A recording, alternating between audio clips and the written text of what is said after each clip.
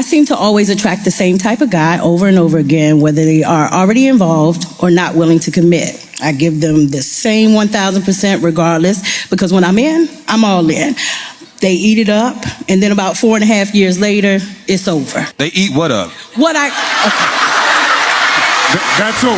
What are we eating? That too. What are we eating up? All right, okay. Just for context, you know these brothers are involved in other situations, correct? So, he didn't make it known until about 4 or 5 months in. How long y'all been together after that?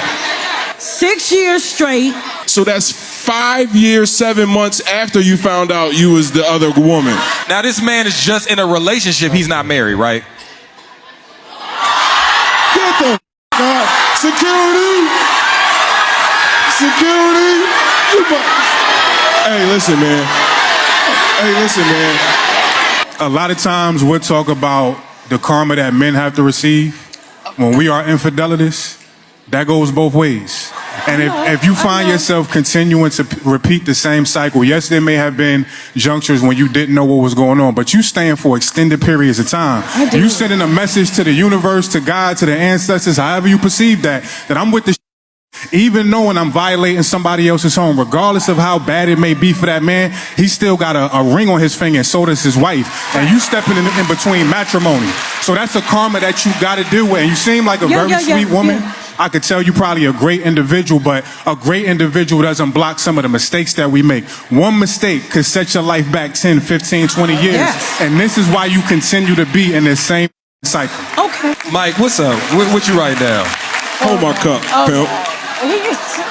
Check me out. So based on my two panelists to the right, they definitely let you know that need some healing. But while you get it, we got to send you outside somewhere, because you can't be doing it amongst all of us black folks that are actually trying to make marriages and work and go through rust spots, because that's the last thing a marriage with a rust spot is going to need, is somebody like you that's out here for 7.5 years being silent. Praise the Lord. So while you go healing, I wrote down a bunch of states that most of us in this room will never go to, will never be in, so you won't threaten us.